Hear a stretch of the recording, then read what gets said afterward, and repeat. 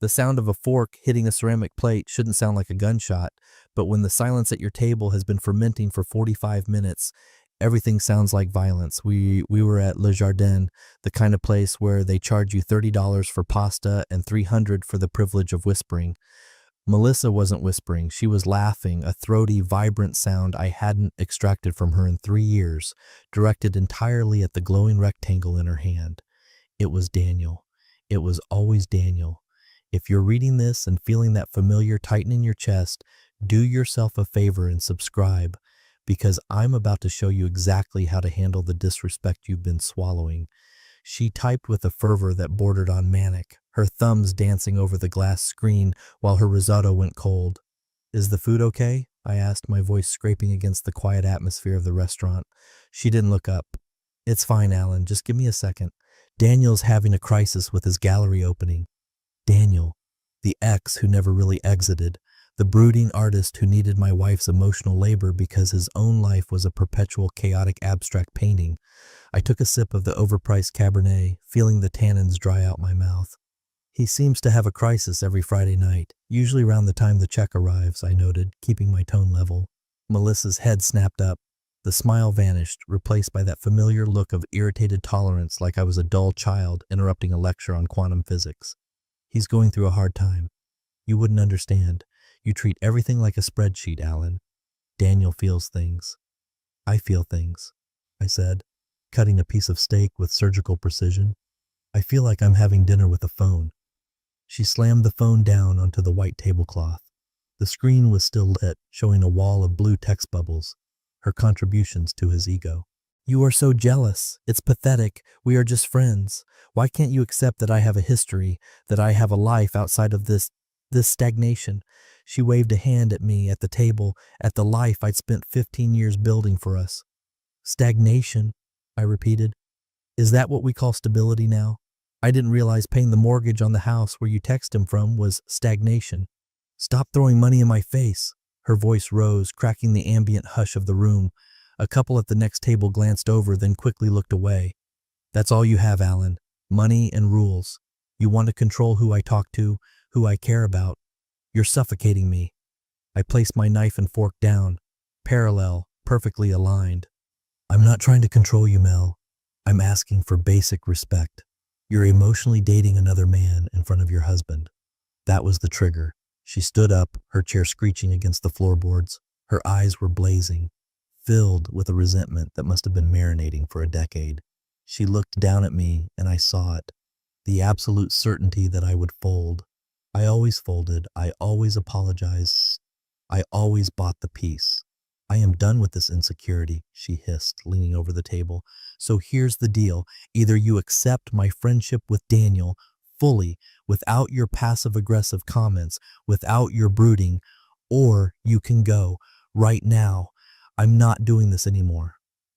The ultimatum hung in the air, smelling of expensive perfume and entitlement. She expected me to beg, she expected me to stutter, to promise I'd do better, to ask how I could support her friendship more. She wanted the validation of my submission. I looked at her, really looked at her. I saw the fine lines around her eyes that I used to kiss, the necklace I bought her for our 10th anniversary, the slight tremble in her hand that wasn't from fear but from adrenaline, and I felt nothing. The rage didn't come. The sorrow didn't come. Instead, a cold, crystalline clarity washed over my brain. It was like a fever breaking. I leaned back in my chair, picked up my wine glass, and swirled the dark red liquid. I looked her dead in the eye, my pulse resting comfortably at 60 beats per minute. "That's an easy pick," I said. Her face faltered for a microsecond. She blinked, expecting more words, a caveat, a but. There was none. I signaled the waiter for the check. "What does that mean?" she demanded, her voice losing some of its sharp edge, replaced by confusion. "It means you've made your position clear," I said, handing the waiter my black Amex, "and I've made mine." We didn't speak on the drive home. She sat in the passenger seat, radiating angry waves, aggressively texting Daniel, likely telling him what a monster I was. She expected the fight to continue in the living room. She was rehearsing her lines. When we pulled into the driveway of the colonial house I'd refinanced twice to renovate her kitchen, she stormed out of the car and marched inside. "I'm sleeping in the guest room," she shouted over her shoulder. "Don't bother coming in until you're ready to apologize." Okay, I said. I waited until I heard the guest room door slam. Then I waited another hour until the house settled into its nightly groan. I didn't sleep. I didn't pace. I moved with the efficiency of a man defusing a bomb. I went to the master bedroom and opened my side of the closet. I didn't take everything. Taking everything looks like panic. Taking everything looks like a tantrum. I took only what mattered. My tailored suits, my grandfather's watch, the hard drive from the safe that contained the uncompressed backups of my life. I packed 2 suitcases, engaging the silence of the zippers with practiced care. I went to the bathroom and cleared my shelf. Razor, cologne, the specific face wash she hated because it smelled like sandalwood. I walked through the house like a ghost. I paused at the mantel where a photo of us from Cabo sat in a silver frame. We looked happy. I remembered that trip. She spent 3 hours crying because the hotel room view wasn't oceanfront enough. I placed the photo face down. Not smashed, just hidden. Then I went to the garage. I didn't take the SUV. That was our car. I took the sedan, the one entirely in my name, the one she refused to drive because it was too low to the ground. I stopped at the kitchen counter one last time. She had left her phone there, charging, screen lighting up every few minutes with notifications from Daniel. "He just doesn't get you like I do," one read.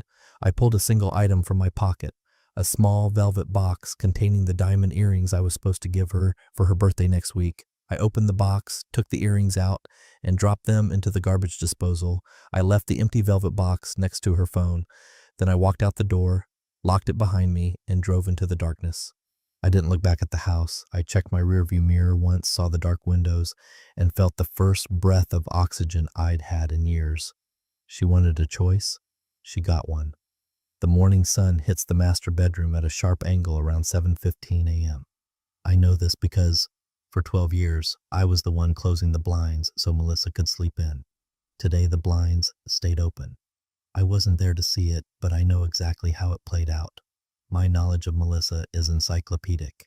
I know her rhythms better than she knows herself. She would have woken up groggy, reaching for the space beside her in the guest bed, remembering the fight, and immediately armoring herself for round 2. She thrives on the morning after drama, the tearful coffee, the circular arguments where I eventually concede that my boundaries are unreasonable. She would have walked into the kitchen, rehearsing her opening line. Something like, "I hope you thought about what I said," but the kitchen was silent. Not the quiet of a sleeping house, but the dead, sterile silence of a vacuum. The coffee maker wasn't gurgling. I hadn't set the timer.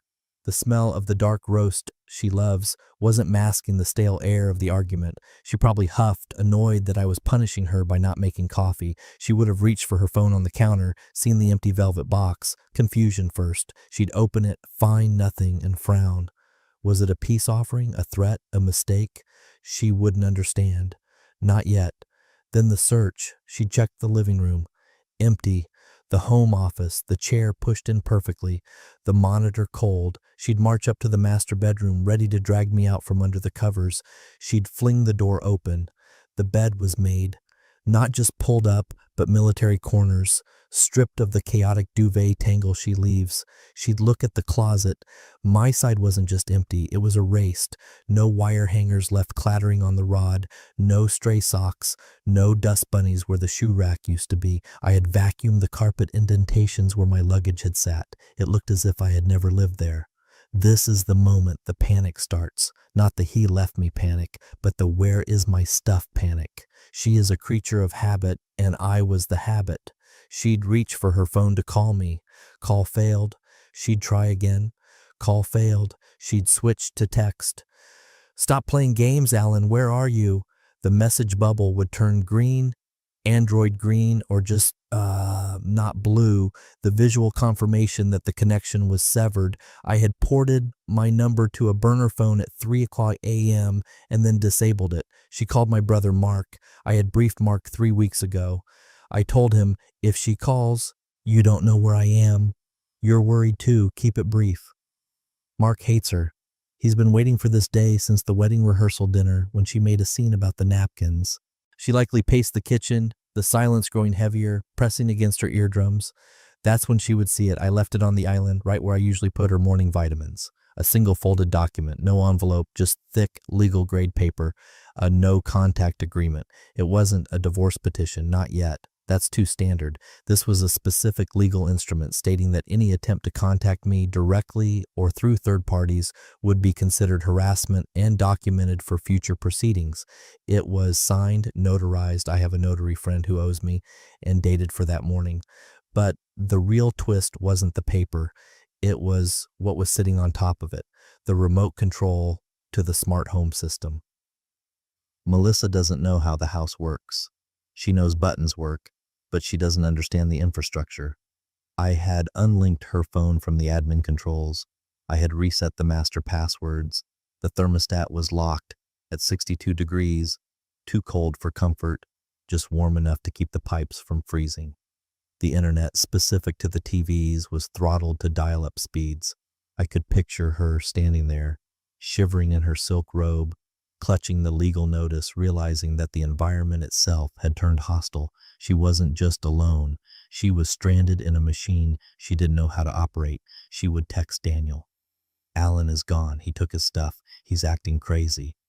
And for the first time, she wouldn't get the immediate validation she craved, because Daniel works on attention, and drama that requires actual effort, like helping someone figure out why the Wi-Fi isn't working, is not his forte. I was 300 miles away, sitting in a diner, eating eggs and bacon that tasted like victory. I checked my tablet. The home security cameras showed her sitting at the kitchen island, staring at the wall, the velvet box in one hand, the legal paper in the other. She looked smaller. This wasn't a heat-of-the-moment departure. Heat fades, heat cools down, and people return. This was cold, absolute zero, and nothing burns quite like the cold. Panic has a specific flavor. It tastes like copper and adrenaline. For Melissa, it probably tasted like the decline of a credit card. By noon, the reality of the logistics would have set in. Melissa is a lifestyle manager, which is a polite way of saying she spends money I earn on maintaining an image she curated. She decided to go to our joint account to transfer funds, maybe to book a spa day to soothe her nerves, or to buy a revenge dress to wear for Daniel later. She opened the banking app. Face ID rejected. Password invalid. She would have tried the backup password. Her birthday, invalid. She would have called the bank, screaming at some poor representative. And they would have told her in that calm, infuriating customer service voice that the joint account had been frozen due to suspicious activity flagged by the primary account holder, and that the funds had been moved to an escrow holding account pending a legal separation audit. I didn't steal the money. I just moved it out of reach. Legal, gray area. Effective? Absolutely. She had her own personal account, of course, the one she used for her fun money. It had maybe $2,000 in it. Enough for groceries, not enough for her lifestyle. She drove to the storage unit. We had a climate-controlled unit where we kept the overflow of her hobbies. Kayaks we used once, vintage furniture she planned to restore but never did. She probably wanted to see if I had stashed my things there. She punched in her code at the gate. Access denied. I had removed her authorization at 8 o'clock a.m. The unit was in my name. She was just an authorized guest, a status that is remarkably easy to revoke online. Then came the humiliation of the workplace. She didn't work, but she treated my office like an extension of her social circle. She called my executive assistant Sarah, likely feigning concern. "Sarah, is Alan there? He forgot his medication." A classic lie. I don't take medication. Sarah, loyal to a fault and briefed extensively, would have delivered the line I wrote for her. "Oh, Melissa, I thought you knew. Alan resigned last week. His exit interview was Tuesday." "Resigned? Where's he working?" "I'm not at liberty to disclose that. The team has been dissolved and reassigned to the Chicago branch. I'm actually packing up my desk right now." The ground was dissolving under her feet. Resigned last week? The timeline would crash into her brain. The dinner, the argument, the ultimatum. It was all theater. I hadn't left because of the fight. I had provoked the fight to trigger the exit I had already planned. She was left with the realization that the man she thought was a clueless, jealous husband had actually been dismantling their life brick by brick while she was busy texting her ex-boyfriend. Her friends started texting her. "Hey Mel, are you okay?" Alan left the group chat. "Mel, why is Alan's LinkedIn profile gone?" She was isolated, but the cruelest blow was the car. Melissa drives a Range Rover. It's a lease through my company. She loves that car. It's her tank, her shield. She walked out to the driveway to go somewhere, anywhere. She pressed the start button. Nothing. The dashboard flashed a message. Remote immobilization active. Contact fleet manager. I am the fleet manager. She sat in the leather seat of a 2-ton paperweight, gripping the steering wheel. The silence of the car matched the silence of the house. I had cut the lines. I had closed the ports. I had turned off the lights. She wasn't fighting a husband anymore. She was fighting a ghost who held all the keys. And the scariest part for her wasn't that I was gone. It was that I had clearly been planning to go for a long, long time. And she, in her arrogance and her obsession with Daniel, hadn't noticed a thing. She thought she was the main character. She was just finding out she was an NPC in my strategy game. When the world collapses, you run to your safety net. For Melissa, that net was Daniel. He was the sensitive soul who understood her in ways I supposedly couldn't. He was the romantic rebel to my corporate drone. Naturally, once her credit cards bounced and her car wouldn't start, she summoned an Uber and went straight to his loft. I can visualize the scene. She likely burst in, tears streaming, expecting a cinematic embrace. She wanted him to be outraged on her behalf. She wanted him to say, "Forget him, Mel. We don't need his money. We have our art. We have us." But Daniel is a specific type of parasite. He thrives on a host that is fully functional. He likes Melissa because she buys the dinners. She brings the expensive wine. She provides the drama without the consequences. He likes the idea of saving her, not the actual logistics of it. I hadn't just removed myself from Melissa's life. I had surgically altered Daniel's ecosystem too. See, Daniel works, when he works, as a creative consultant for a boutique branding agency. It's a niche job, small world. The owner of that agency, Marcus, happens to be a guy I play golf with. Marcus is a pragmatist. He likes reliable revenue streams. 3 weeks ago, I had a drink with Marcus. I didn't ask him to fire Daniel. That would be petty and legally actionable. I simply mentioned that my company was looking to overhaul our entire brand identity, a 6-figure contract, but we had a strict vendor policy about conflict of interest regarding personal entanglements with former spouses of executives. I left it vague. I let Marcus do the math. So when Melissa arrived at Daniel's loft, she didn't find a warrior ready to fight for her. She found a man hyperventilating. "I can't deal with this right now, Mel," Daniel probably said, pacing his studio, dodging his half-finished sculptures. "What? Alan left me. He took everything. I need you, Daniel. I need to stay here for a few days until I figure this out." That's the sentence that kills the affair. I need to stay here. Daniel would have frozen. "Here? Mel, I'm in deep shit. Marcus put me on indefinite unpaid leave this morning. He said something about a client conflict. I might lose my job. I can't have you here. It looks bad. My husband abandoned me, and you're worried about how it looks?" "It's not just that," Daniel snapped. His mask of the sensitive artist was slipping, revealing the insecure narcissist underneath. "Alan knows people, Mel. He knows everyone. If he's coming after me, I can't afford this fight. You said he was weak. You said he was a pushover." "He is. Does this look weak?" Daniel gestured around him, paranoia setting in. "He cut you off. He's cutting me off. You need to go back. You need to fix this. I can't support you, Mel. I can barely pay rent as it is." The rejection must have hit her harder than my departure. My leaving was a betrayal, sure, but Daniel's rejection was a reality check. The love she had risked her marriage for was contingent on my subsidy. She found a letter on Daniel's table, not a love letter, a demand letter from a gallery I had anonymously invested in years ago. They were calling in a loan Daniel had taken for an exhibition that never happened. I had triggered the repayment clause that morning. "You're kicking me out?" she asked, voice trembling. "I'm not kicking you out. I'm just saying bad timing. Just go home, Mel. Fix it with Alan. Tell him you were wrong. Just get him to stop." He pushed her out. Gently, maybe, but he pushed her out. She stood on the sidewalk outside his trendy converted warehouse, the Uber app open on her phone, staring at the gray metal door. The war she thought we were fighting over her heart? I wasn't fighting it. I had just turned on the lights, and the cockroaches were scattering. She was beginning to suspect that my silence wasn't surrender. It was the hum of a drone flying overhead, waiting to drop the next payload. A week later, the courier arrived. Melissa was still in the house. My house, or rather, the house she insisted was ours. She had been living off the pantry staples and the small amount of cash she had, afraid to leave in case I came back. She still thought this was a negotiation. The courier didn't bring flowers. He brought a thick envelope from a law firm she didn't recognize. Inside was a quitclaim deed and a title transfer. I had given her the house. At first glance, this looks like a victory for her. She gets the asset. She gets the $800,000 colonial with the granite countertops and the custom patio.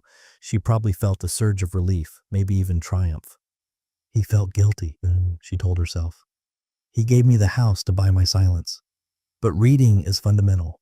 The transfer of the deed meant the transfer of the liabilities. The mortgage was no longer being auto-paid from my salary.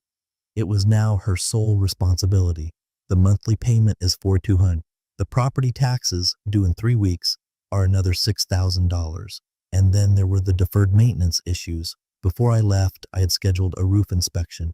The report was in the envelope. The slate roof, beautiful as it is, was failing.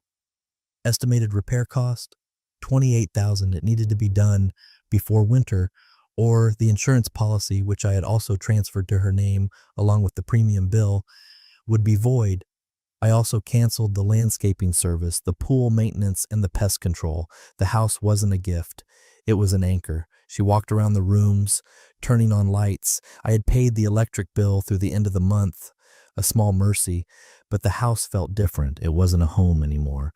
It was a large, hungry mouth that demanded money she didn't have.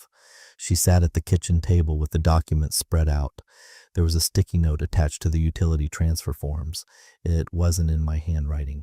It was a printed label. As requested during the argument of Nov 12th, you wanted your own space, space provided. The twist wasn't just the financial burden. It was a specific object I left in the basement. The sump pump. It has a battery backup system. I took the battery. That week, the forecast called for heavy rain. Melissa knows nothing about water tables or hydrostatic pressure. She knows the basement is finished and has nice carpets. She doesn't know that without that pump, the finished basement becomes an indoor pool. I gave her the kingdom, knowing she didn't have the treasury to run it or the soldiers to defend it. She was the queen of a crumbling castle, and the siege hadn't even started. The weight of the mortgage papers in her hands was heavier than any suitcase I had packed. She realized then that I hadn't just left. I had buried her in the very luxury she accused me of hoarding. Social circles in suburbia are small, vicious ecosystems. Information travels faster than light, usually warped by the observer. By week 3, the narrative Melissa was spinning had taken hold. I was the midlife crisis husband who abandoned his loyal wife. She was playing the victim perfectly, attending yoga classes with red-rimmed eyes, garnering sympathy. Then came the engagement party for the Millers. The Millers are central nodes in our social network. Think wealthy, gossipy, influential. Melissa debated not going, but she needed to maintain appearances, and frankly, she needed the free food and open bar. She put on her best dress, the one I bought her in Paris, and showed up alone, ready to hold court as the wronged woman. She was 10 minutes into a monologue about my mental breakdown when the room's energy shifted. People stopped looking at her. They looked toward the entrance. I walked in. I wasn't wearing the drab, gray suit she always picked out for me. I was wearing a bespoke navy blazer, no tie, crisp white shirt. Looked fit. I had lost 10 pounds of cortisol bloat in 3 weeks, and I wasn't alone. I was flanked by 2 colleagues from my new firm, younger, sharper, laughing at something I said. The air left Melissa's lungs. She froze, a canapé halfway to her mouth. I didn't look at her. I moved through the room like a shark through water, shaking hands, smiling, radiating a confidence she hadn't seen since our 20s. I wasn't the broken man she described. I was thriving. She tried to catch my eye. I looked through her, focusing on a point 6 inches behind her head. It's a psychological trick. It makes the person feel like a ghost. Desperation kicked in. She started to move toward me, pushing through the crowd. She needed to confront me, to make a scene, to force me to acknowledge her existence. "Alan!" she called out, her voice shrill. A woman stepped into her path. It wasn't a bodyguard. It was Jessica, the hostess. Jessica had always tolerated Melissa, but she respected success. And right now, I was the guest of honor in her eyes because I had just introduced her husband to a major investor. a favor I called in. Melissa, sweetie, Jessica said, her voice dripping with faux sweetness, blocking Melissa's path with a glass of champagne. Let's not do this here. Alan is discussing business in the private lounge. That section is restricted. Restricted? He's my husband. Is he? Jessica raised an eyebrow. He's listed as single on the invite list. And frankly, you're making a scene. I saw it happen from across the room. I saw the color drain from Melissa's face, and she wasn't being barred by security. She was being socially quarantined. Then the twist. I raised my glass. Not at her, but at someone standing behind her. It was Daniel. He had crashed the party, looking for a free meal. He saw me thriving. He saw the security I projected. And then he saw me wink. A cold, flat wink. Daniel turned pale and ducked out the side door. He knew. He knew I wasn't just back, I was hunting. Melissa stood there, blocked by Jessica, ignored by me, abandoned by Daniel. She was in a room full of people, yet completely invisible. She turned and ran out. I didn't watch her go. I was too busy laughing at a joke I'd heard 1,000 times, enjoying the taste of expensive scotch and total absolute control. The digital world is a permanent record. People forget that. They think delete means gone. They think private messages are private. But in my line of work, and with the forensic accountants I hired before I even packed my bags, nothing is ever truly gone. Melissa was spiraling. The house was cold. The bank accounts were drying up, and her social standing had taken a fatal hit at the party. She sat in the dark living room, refreshing her email, hoping for a lawyer's response, a settlement offer, anything. She got one email. Sender, unknown. Subject, no subject. Just one line of text in the body. Some friendships cost more than others. Attached was a single PDF file. File name, Asset Verification, DW Confidential PDF. She opened it. It wasn't legal jargon. It was a compilation. Page 1, a performance review for Daniel from his time at the gallery 3 years ago. It detailed his incompetence, his theft of supplies, and his dismissal. Page 2, a timeline. On the left, dates of my business trips or late nights at the office, the ones she complained about, the ones she used as justification for her emotional affair. On the right, timestamps of text messages between her and Daniel, but the twist wasn't the texts themselves. It was the metadata. I had included the location data embedded in the photos she sent him. One photo stood out. It was a selfie she sent Daniel. She was wearing a bathrobe, holding a glass of wine, looking into the camera with a come-hither look. Caption: wish you were here instead of him. The location stamp: the Marriott Hotel, downtown. Date: August 14th. August 14th was our anniversary. She had told me she was at a spa day with her sister. I was at work, grinding to pay for that spa day. She stared at the screen. The blood rushed to her face. She hadn't just texted him. She had met him. She had crossed the physical line. She had lied to herself that it was just friendship, but the data didn't lie. The geolocation placed her phone in room 402 for 3 hours. I didn't need to say, I know you cheated. I just showed her the map. The PDF ended with a screenshot of a bank transfer. My bank transfer. 2 years ago, Daniel was about to be evicted. Melissa begged me for $5,000 for charity. I gave it to her. The screenshot showed the money going from her account to Daniel's. Beneath it, a note in the PDF. I knew then. I paid for him to stay, so you would show me who you really were. She dropped the tablet. It hit the hardwood floor with a crack. The guilt she had suppressed, the narrative she had built about me being the villain and her being the neglected wife, it all shattered. I hadn't left because of a dinner argument. I had been watching her betray me for 2 years, funding her betrayal, waiting for the moment when the debt would come due. She wasn't the victim. She was the bad investment I finally liquidated. The psychological siege was nearing its end. Now came the erasure. 2 months had passed. Melissa looked different. Thinner, but not in the healthy way. The for sale sign was up on the lawn of the house. She couldn't afford the repairs or the taxes. She was staying in a small apartment, working a reception job she felt was beneath her. Then a thick cream envelope arrived at her new address. It was an invitation to the Skyline Gala. The Skyline project was my obsession. For 5 years, I had talked about this development, a sustainable, mixed-use complex that would change the city. Melissa used to roll her eyes when I talked about zoning laws and architectural renderings. Boring, Alan. Can we talk about something real? The invitation was heavy, gold embossed. You are cordially invited to the unveiling of the skyline.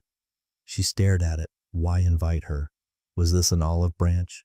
Did I want her to see my success so I could take her back? Her ego, bruised but still active, latched on to this hope. She thought, he misses me. He wants me to be part of his big night. She spent money she didn't have on a dress. She did her hair. She took a cab to the venue, a massive glass structure that I had helped design. At the registration desk, she smiled at the young woman with the clipboard. Melissa Westwood, Mrs. Allen Westwood.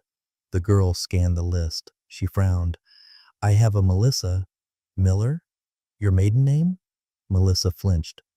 Fine, yes. Here you are. Table 42, seat B. She walked into the ballroom.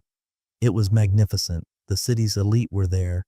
She looked for the head table, assuming she would be near me. Table 42 was in the back, near the kitchen doors.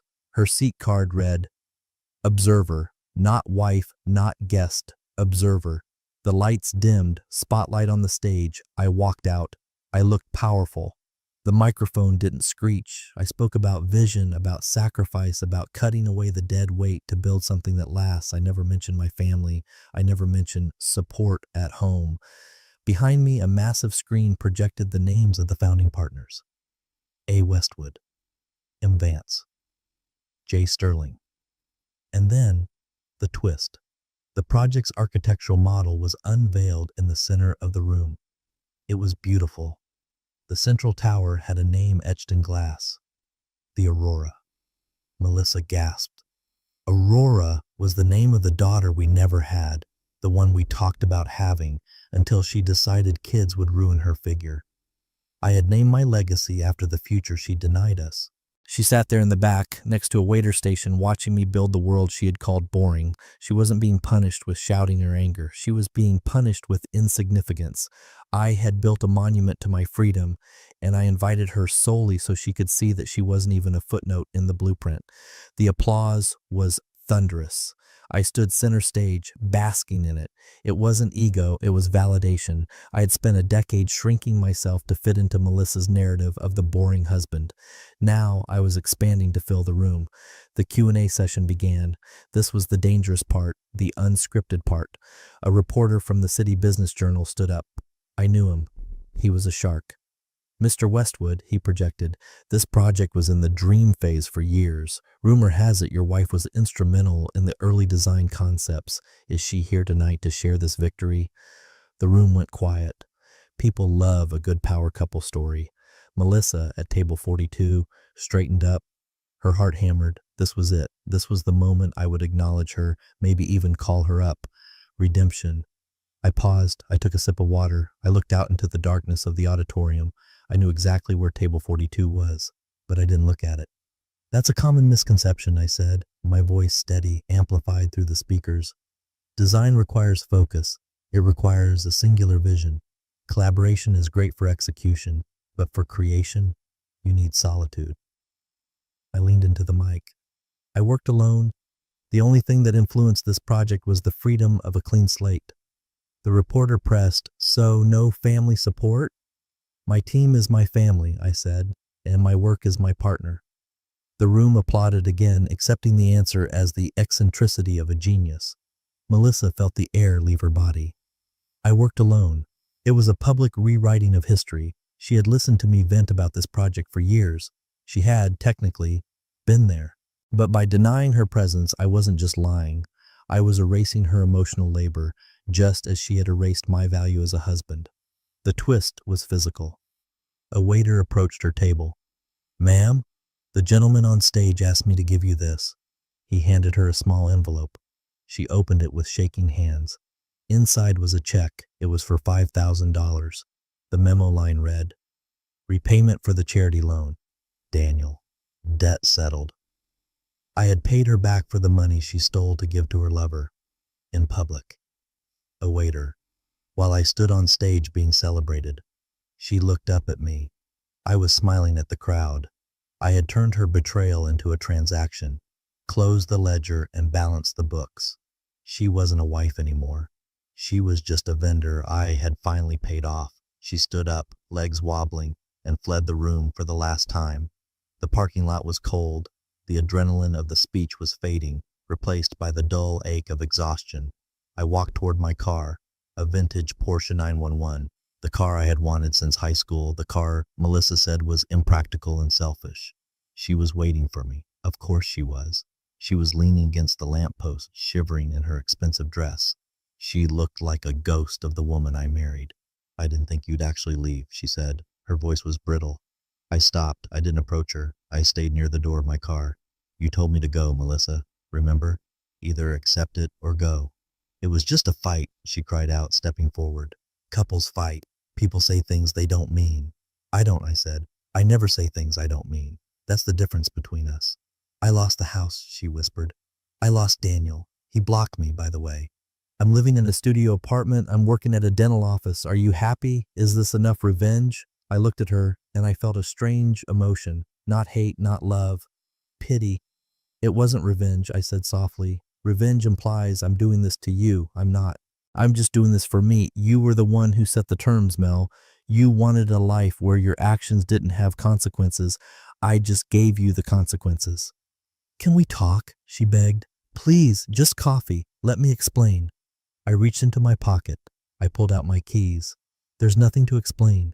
You had a husband who would have died for you. You chose a hobbyist who borrowed money from you. That's not a mistake, Mel. That's a preference. You thought I was afraid of losing you?" I said, opening the car door. The interior light flooded the pavement. "I wasn't afraid of losing you. I was afraid of losing myself. And I almost did." "Alan, please," I got in. I started the engine. The flat six rumbled to life, a sound of pure mechanical precision. "Goodbye, Melissa," I said through the open window. "Where are you going?" she sobbed. I looked at the road ahead. The twist? I wasn't going to a hotel. I wasn't going to a new woman. "I'm going home," I said. "But the house is sold." "Not that home," I said. "I bought the lake house. The one you hated. It's quiet there." I rolled up the window. She was still shouting something, but the glass was soundproof.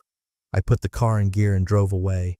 I watched her in the rearview mirror, a small, diminishing figure under a yellow street lamp, until I turned the corner and she was gone. I didn't turn on the radio.